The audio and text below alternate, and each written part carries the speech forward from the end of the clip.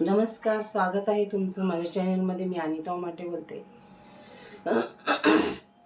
तुम्हाला परिक्रमामधला मी अनुभव सांगते. मी पहिल्या दिवशीच सांगते अनुभव. पहिल्या दिवशी आम्ही परिक्रमाला निघालो. मी घरातून उत्साहानं निघाले. पाठीवर माझे 8 किलो वजन होतं. त्याच्या आधी मी सर्व तयारी केली. स्लीपिंग बॅग वगैरे सगळं मी ऑनलाईन मागवून घेतले होते. बाकीची सर्व तयारी केली होती. इथं मजा वाटली मला, म्हणजे एकदम हे वाटलं की जोश वाटला की मी 8 किलो वजन काय मी सहज घेऊन चालते असं मला वाटलं. मग पहिल्या दिवशी आम्ही पोचलो, तिथं सगळं प्रोसिजर केली. गजानन महाराज आश्रममध्ये 2 दिवस मुक्काम पडला आमचा. प्रोसिजर तयार करायला आणि मानधाता करून संकल्प घेतला आणि आम्ही निघालो चालत. भरपूर होते परिक्रमावासी. पहिला काहीतरी 17-18 किलोमीटर होतं. मोरटक्का गाव आला. अगदी जोशमध्ये निघाले. डोळ्यातून असं काय काय गोष्टी मला आठवत होत्या की आपण घरातून कसं निघालो. म्हणजे कसं असतंय, घरामध्ये आपण रोज तेच वातावरण, रोज आपण काहीतरी म्हणावं आपल्या, म्हणजे आपल्या नवऱ्याने आपल्याला काहीतरी म्हणावं, ह्याला काहीतरी म्हणावं, त्याला काहीतरी म्हणून ह्या सगळ्या गोष्टीचं मला खरंच कंटाळा आला होता बरं का. म्हणून मी निघाले परिक्रमाला. खरं कारण तेच आहे, मला घरातल्या काय काय गोष्टीचा खूप कंटाळा आला होता मला. तेच रोज. आणि ते कोर्टाची केस चालू असल्यामुळे सगळे माझे मिस्टरांचे लक्ष त्या कोर्टाच्या केसकडेच असते. असं ते चांगली गोष्ट आहे, कारण कष्टाचं असते, ते कष्टाने घेतलेली असते, त्याच्यामुळे त्यांचं लक्ष तिकडंच. मी पण त्यांना मदत करते. पोचलो बोरटक्क्याला. मोरटक्क्यावरनं परत दुसऱ्या दिवशी मी दुसऱ्या ठिकाणी गेलो. तिथं रात्री मुक्काम केला, काही झालं नाही. पहिली रात्र गेली. दुसऱ्या रात्री हे उलट्या व्हायला, रात्रभर मला उलट्या, जुलाब. आज दुसरा दिवस आहे, मला परत जावं लागते काय की म्हणलं मी. अख्खी रात्र मी उलट्या करत होते. काय सांगू तुम्हाला मी. नर्मदा मैया कृपा तिची. सकाळी 8 वाजता बरोबर उलट्या थांबल्या आणि बरं वाटायला लागले. आपले तिथं परिक्रमावासी होते आजूबाजूला, असं थांबलेले हॉल, मोठा हॉल होता, झोपले होते.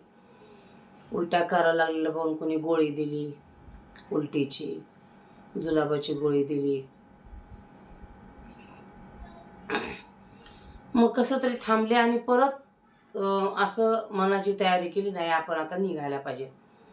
1-2 तास उशीर झाला. आम्ही 6ला निघणार होते, 8ला निघालो. मग थांबल्या होत्या मैत्रिणी आमच्या 2 जणी. बाकीचे गेले पुढं निघून. ज्यांना अजून एक होती, तिला पण त्रास व्हायला लागला होता, ती पण थांबली होती.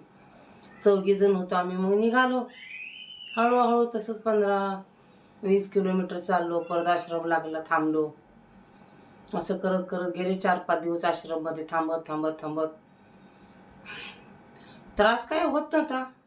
पाय सुरुवातीला पण काय दुखले नाही तेवढे. पण जेव्हा 8व्या दिवशी फोड आली पायाला माझ्या, असली तेव्हा मात्र मला खूप रडायला यायला लागलं. कारण फोड आले, दोन्ही पायाला पण फोड आले मोठे. ताप यायला लागला त्या फोडामुळं. तापाची गोळी खा, इंजेक्शन घे, त्या फोडाला क्रीम लाव. असं करत करत 20-21 दिवस गेले, तेव्हा ती फोड निघून गेली. त्या 20-21 दिवसामध्ये आम्ही आश्रममध्ये पोचलो. मध्ये परत 15 दिवसांनी मला दम्याचा त्रास झाला. इंजेक्शन घे, म्हणजे प्रत्येक आश्रममध्ये कसं डॉक्टर बोलवतात. जर कुणाला बरं नसलं ना, तर आपण थांबलो ना, तेव्हा रात्री डॉक्टर बोलवतातच तिथं. त्याच्यामुळं काय असं काळजी करण्यासारखं नाही आहे, डॉक्टर येतात. आणि ज्या आश्रममध्ये थांबलं तिथं आपल्याला रात्री अपरात्री काय झालं समजा, तर ॲम्ब्युलन्स येते ना, आपल्याला दवाखान्यात नेते, अशी पण सोय असते. 10 दिवस गेल्यानंतर 10 दिवसानंतर आम्ही दादा गुरूंच्या ग्रुपमध्ये शिरलो. आमचे जड बॅगा त्या गोणीमध्ये बांधून ट्रकमध्ये टाकून दिलो. वजं पाठीवरचं कमी झालं. मग चालायला जरा बरं वाटायला लागलं. मग चालायला लागलो रोज. 15 दिवस गेले की परत मला दम्याचा त्रास होणार, परत चालणार. एक दिवस खूप उशीर झाला आम्हाला चालायला. सगळे पुढे निघून गेले. आणि गाव लांब होतं आणि जंगलाचाच रस्ता, त्याच्यामुळं आम्हाला भीती वाटाली की बिबट्या असते तर वाघ असते, जंगली प्राणी असतो, त्याचं मनाने गावातले लोक अगोदर सांगितले ते लवकर पोचा म्हणून. भीती वाटायला लागली. मग काय बा, रस्ता पण चुकला, 2 रस्ते दिसायला, इकडं जावं का इकडं जावं समजना. नर्मदे हर नर्मदे हर म्हणलो. एक माणूस कुठून मुलगा उभा राहिला, 22-23 वर्षाचा एक मुलगा होता, अचानक आला. तर म्हणला मैया इस रास्ते से जाओ म्हणला. अर्धा तास चाललो, भरा भरा भरा भरा चालल्यावर अर्ध्या तासाने आम्हाला गावातला आवाज आला. अरे म्हणलं चला गाव जवळ आले, मग जरा बरं वाटलं. मग आम्ही गावात गेलो. मग गावात सुद्धा आश्रम लांब लांब लांब लांब, गावाच्या बाहेर आश्रम. आश्रममध्ये पोचलो. मग तिथं जेवायला मिळालं. दाटी वाटीने लोक झोपलेली होती. तसंच थोडीशी जागा इकडं सरकून सरकून जागा मिळाली. मग असं चालू झाला आमचा प्रवास. सकाळी लवकर उठायचं, मग नदी जवळ असते की मग नदीला आंघोळायला जायचं, नाही तर नळ असते आश्रममध्ये, नळावर आंघोळ करायचं. मग असं करत करत गेलो. मग नंतर तर दादा गुरूंच्या आम्ही पंडालमध्ये शिरलो. नंतर मग त्यांची तिथं सोय व्हायला लागली. ट्रँकर थांबायला लागले येऊन. परत ते टॉयलेट असते तर रेडीमेड, ते येऊन थांबायला लागले होते. आणि ट्रँकरचंच पाणी प्यायला आम्हाला मिळालं. त्यांनी स्वयंपाक बनवायला लागले. म्हणजे त्यांच्याकडे सगळं होते, कर्मचारी स्वयंपाक बनवायचे. त्यांच्याकडे अन्नधान्य खूप लोक दान देत होते. ते स्वयंपाक वगैरे बनवायचे. स्वयंपाक छान असायचा, पण कच्चा पक्का करायची कधी कधी. रोज पुऱ्या पुऱ्या खाऊन खाऊन खोकला यायला लागलाय. मग रस्त्याने कुठं तर जाता येता आम्ही चपात्या मागायच्या. मैया जरा पाणी दो, एक रोटी दो. पाठीमागं आम्ही दोघी जर राहिलो तरच आम्ही आम्ही खायला मागायचं. 4-5 जणी राहिले तर आम्ही नाही मागत नव्हतो. एवढ्या जणांना कसं देणार ना त्यांनी. न कधी कधी आश्रम गाठायचं, कधी कधी मग असं करत करत करत गेला बाई महिनाभर. कसा तर गेला. मला वाटलं जातेच काय, की घरचे वरडाले, या महिना झालाय, परत या परत या. प्रेशर यायला लागलं तिकडून. मग हळूहळू घरच्यांचा फोन पण कमी केला मी उचलायचं. मी चालायला लागली म्हणून सांगायची, आरती म्हणून सांगायची. सकाळ संध्याकाळ आरती व्हायचे, मस्त दादा गुरु प्रवचन करायचे. खूप छान वाटायचं. लोक चालायचे रस्त्याने, सगळ्यांचे अनुभव, तुम्ही कुठून आला, तुम्ही कुठून आला, तुम्ही कसं काय आला. मी अशी चालायची म्हणून सांगायचे कोण कोण. त्याच्यामध्ये एक मैया होती. त्या मैयाजवळ एक कृष्ण होता एवढा. तिनं त्या कृष्णाची कहाणी सांगितली. ते कृष्ण काम करत होती नाशिकला एकाच्या घरामध्ये. त्याला डोळा नव्हता कृष्णाला. त्यांनी सोडून द्यायला लागले ते पाण्यामध्ये. ते म्हणले मला द्या. मग तिनं जाऊन ते कुठं त्र्यंबकेश्वरमध्ये डोळा बसवला. त्याला कानातले घातले, पायातलं घातलं, हातातलं घातलं.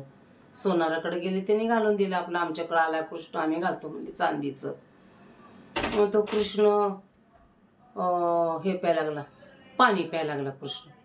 ते एक जरा अद्भुत झालं आमचं. म्हणजे खराच कृष्ण पाणी पितो असं वाटलं आम्हाला. असे एक एक एक एक अनुभव आले आम्हाला. थंडी, एवढी थंडी वाजायची काय सांगू तुम्हाला मी. खूप थंडी वाजायची आम्हाला, कडाक्याची थंडी. आमच्याकडे स्लिपिंग बॅग होती. ते स्लिपिंग बॅग पांघरल्यामुळे मला मग काय नाही, बरं वाटायचं. पण सकाळी पहाटे जे उठायचं म्हणलं ना, नकोच वाटायचं. पहाटे उठायचो, तसल्या थंडीमध्ये थंडगार पाण्याने आंघोळ करायचं. मैयामध्ये मध्ये गेल्यावर सुद्धा पाणी पहिल्यांदा थंड वाटायचं, नंतर गरम गरम लागायचं. काय काय ठिकाणी हापशाचं पाणी असताना गरम असायचं. पण काय काय ठिकाणी लोकांनी आश्रममध्ये टिपा वगैरे भरून ठेवलेलं असं थंडगार पाणी असायचं. मग काय काय ठिकाणी आम्हाला शेजारी पाजारी घरं असणार, त्यांनी गरम पाणी देणार. म्हणजे त्यांनी चालूच करणार गरम पाणी करायला. काय काय ठिकाणी आम्हाला गरम पाण्याने आंघोळ करायला मिळणार. आंघोळ केल्यानंतर आम्ही मग लगेच मैयाची पूजा करणार. नित्यनेमाने सकाळ संध्याकाळ मैयाची पूजा होणार. नित्यनेमाने पूजा होणार. लय भारी वाटणार, लय छान वाटणार. खूप असे म्हणजे लोक आम्हाला माया करायचे, प्रेम करायचे. एक जण तर होते मला एवढं माया करायचे मैया. मग मी जेव्हा आजारी होती तेव्हा चालले तर तिने असं माझ्या डोक्यावरनं हात फिरवला.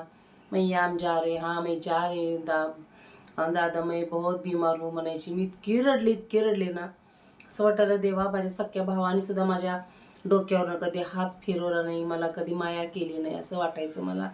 इतकं म्हणजे मला असं वाटायचं की कुठल्या जन्मीचं मी हे केलं की पुण्य मला परिक्रमामध्ये एवढे चांगले लोक मला मिळाले, काय काय लोक मिळाले. आणि सेवेकरी म्हणून होता, संघर्ष म्हणून एक होता, तो तर मला इतकं माया करायचा. मैया आप दिव्य हो म्हणायचा, मैया सचमुच आपके पास क्या तो है, कोई तो है, आप बहुत दिव्य है म्हणायचा.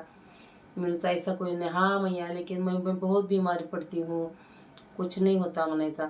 मी मग काय मला झालं, दम बिम लागला की मी त्याला फोन करायची संघर्ष. मग तो लगेच दुसरे मोठे त्याच्यापेक्षा मोठे सेवेकरी असे त्याला सांगायचा, ॲम्ब्युलन्स बोलवायचा. मग त्याच्यात बसून त्यांनी मला पाठवायचे, इंजेक्शन घेऊन यायचे, परत तिथंच आणून सोडायचे. मग तिथून परत आम्ही चालू करायचं चालायला.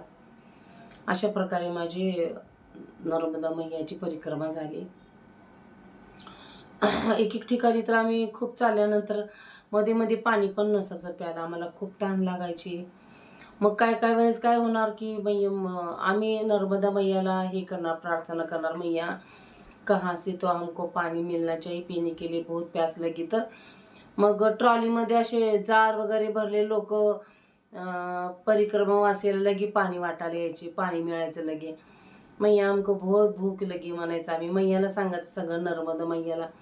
तर पुढं गेल्यानंतर कोण आम्हाला बालभोग म्हणून काय तर काय खायला देणार, बिस्किटचा पुडा तर देणार, केळी तरी देणार, काय तर काय मिळत होतं खायला. म्हणजे आम्हाला मैयाने असं उपाशी ठेवलेलं नाही कधी आम्हाला. आणि माया प्रेम तर खूप मिळाली मला लोकांकडनं, खूप म्हणजे खूप मिळाली मला. तेवढं एकच होता एक माणूस, त्यांनी मात्र मग महाराष्ट्राला नाव ठेवला, महाराष्ट्र गंदा आहे, महाराष्ट्र ऐसा आहे, महाराष्ट्र वैसा आहे असं म्हणल्यामुळं मी खूप चिडली होती. मग त्या माणसाची माझी खूप भांडणं झाली होती. तिथं थोडंसं झाली होती भांडणं, खूप भांडलं होतं मी त्या माणसांना. कशाला महाराष्ट्राचं नाव खराब करतो, महाराष्ट्राला नावं ठेवतो. कारण सगळं MP मध्ये असणार, MP चे लोकच असणार ना, महाराष्ट्राच्या लोकांना उगी चौगी नावं ठेवायची.